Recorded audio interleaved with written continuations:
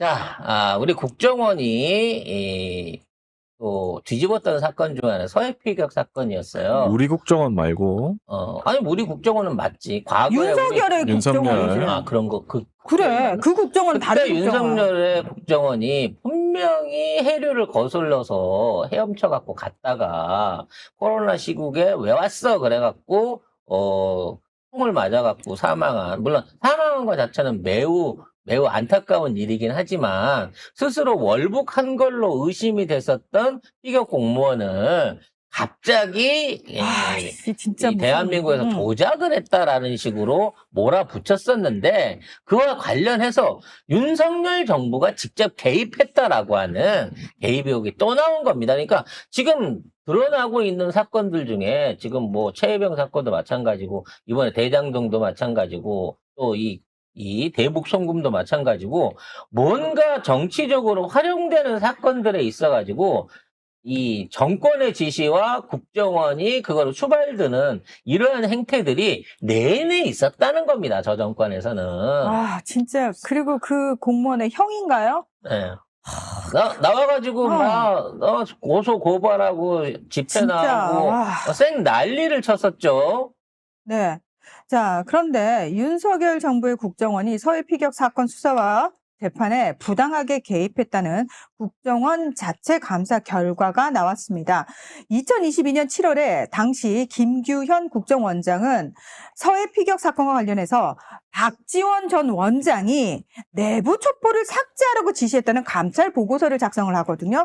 그리고 윤석열한테 보고를 하고 하루 만에 검찰에 박지원 전 원장을 고발을 했습니다. 자, 그런데 지난해 12월에 박 원장 등이 무죄 판결을 받았죠. 그런데 너무 아이러니하게도 그 당시 국정원 내부에서도 아니 그 첩보 삭제되지 않았다라는 증언이 나왔는데도 이걸 의도적으로 묵살했다라는 겁니다. 중요한 건 대통령이 보고를 받고 그러면 박지원을 고발해라고 하는 지시가 있었다는 메모가 발견이 된 거예요. 그러니까 그 윤석열이. 보고서에 대통령 보고 고발 지시라는 손글씨가 있었다라는 겁니다. 그래서 이거는 대통령실이 개입한 것이 아니겠느냐라는 얘기가 나온다는 거죠. 대통령이 윤석열이었을까?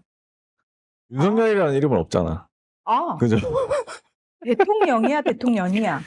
대통령이 직접 지시했다. 글씨를 보면 아는데 우리가 맞네. 건의체를 너무 잘 아니 그거 받아 쓴 거잖아요. 받았었을까요?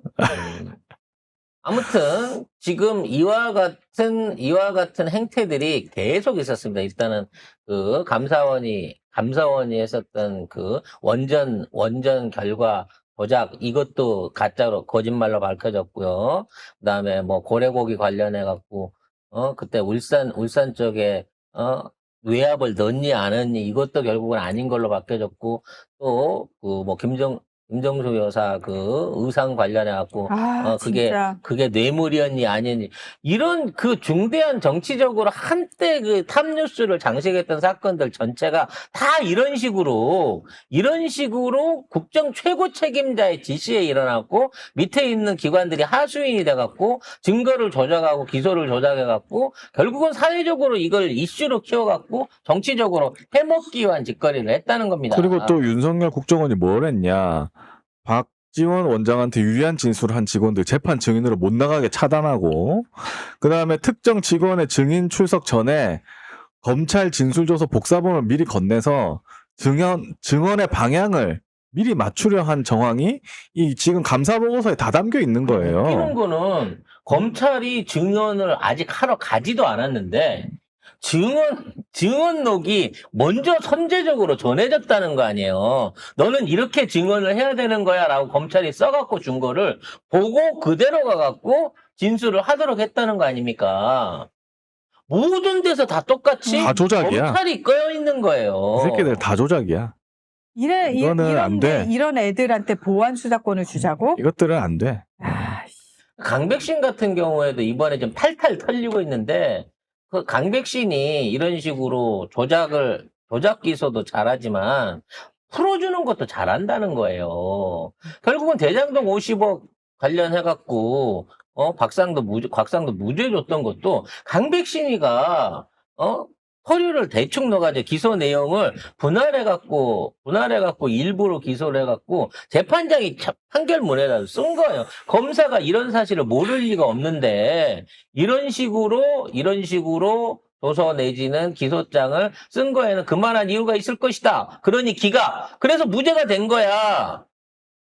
그러니까 검찰은 풀어주는 것도 지 맘대로, 엮는 것도 지 맘대로 할 수 있는, 그러니까 수사를 하는 게 아니라 조작. 수사에 소설을 만드는 거예요. 결과를 아예 만들고 조작하고 방치하는 짓거리들을 그동안 해왔고 그걸 잘해야 출세하고 인기 있는 검사가 됐다는 거죠. 그리고 그렇게 똥을 쳐발라도. 조작해서 민주정권에 타격을 입히려고 하는 거야, 애들은. 아유, 애들은 검사가 그럼. 아니에요. 아유, 그래도 어. 똥 쳐발라도 그것만 잘하면은 승진해.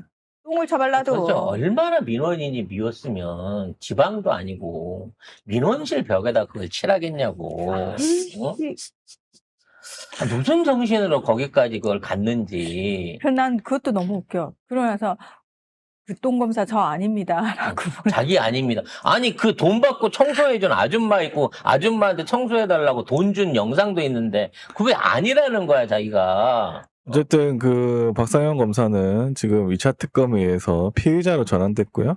출국 금지까지 이제 처분을 받았습니다. 이제 감찰 받아야 되고 징계에 이어서 이제 수사까지 받아야 돼요. 맨날 아니라고 하는데 그 위증으로 또 고발까지 됐죠. 네, 그러니까 위증으로. 뭐, 예. 아주 그냥, 아니, 그거는 너무 명확하게 남아있어서 증거들이. 그래서 저는 응. 갑자기 박상영이 특검에 가면 사실은 제가 제 공명심 때문에 저 혼자 한 일을 갖다가 다 상관들하고 연결돼 있는 것처럼 제가 떠벌렸습니다. 차장님이나 부장님 모르게 이거 100% 제가 다 한 거고요. 보고서도 제가 직접 받아갖고 다 조작했습니다. 이러고 나올 가능성이 있지 않을까 싶어요. 아, 자기가 다 뒤집어 쓰는 걸로. 대신에 뭔가 딜을 했겠죠. 김현장 취업을 시켜준다든지 보석으로 빼주고 나중에 손방망이 처벌을 해준다든지 뭐 이런 식으로 해갖고 또는 뭐 그러면은 박상용이가 예를 들어서 끝까지 버팅긴다. 그러면은 그 딜을 안 한 거고 갑자기 제가 혼자 다 했습니다. 이러면 딜을 한 걸로 봐야 되겠네. 그렇죠. 근데 그렇게 했다고 해서 일선하고의 연결고리를 우리가 그래 네가 혼자 했다고 하니 네가 혼자 한 게 아니 맞겠지. 그거는 말이 안 되죠. 이건 말이 안 되는 거고. 왜냐면 그때 수원지검에서도 감찰했는데 박상현 문제 없다고 했어요 그때. 뭐 다 문제 없다고 했어. 그래서 지금까지 1년 반 이상을 박상영은 덮어줬기 때문에 박상영은 봐봐 아직 검찰에 힘이 있고 우리 검사들끼리 지금요 이 카르텔이 튼튼하기 때문에 이제 더는 안 돼라고 생각하고 있는 거예요. 그리고 그걸 그러니까 중요한 게 1년 전이나 6개월 전에 많이 이걸 기소를 한다 그래갖고 재판에 했으면 어떻게 됐을까요? 와, 소름. 100% 무죄로 빠져나왔을 겁니다. 그러니까. 근데 보면 이 윤석열 대통령실도 연결돼 있잖아요. 결국에 이시원 전 공직기관 비서관 이 사람들이 수사 과정에서 이제 가이드라인 주거나 개입했을 가능성도 있는 것이고 국정원도 지금 다 참석한 거고 안보소회장 녹취록 이런 거 조직적인 회의 다 정황이 다 있어서 박상영 혼자 할 수가 없다 이거는. 그렇죠. 이거는 박상영이 예를 들어 지가 받은 조서는 조작할 수 있을지 모르지만 국정원까지 어떻게 움직입니까? 이거는 안 돼. 이거는 혼자 못 해. 결국은 안보실장 김태호, 그리고 이시원 비서관, 그리고 여기에 지령을 내린 걸로 확실시되는 김건희 같은 놈들이 옛날에 지네 엄마 그 동업자들 감옥 보내듯이 똑같은 방식으로 국정도 조작질하면 되는 줄 알고 똑같은 방식으로 일을 저지른 게 아닌가 하는 판단이 듭니다.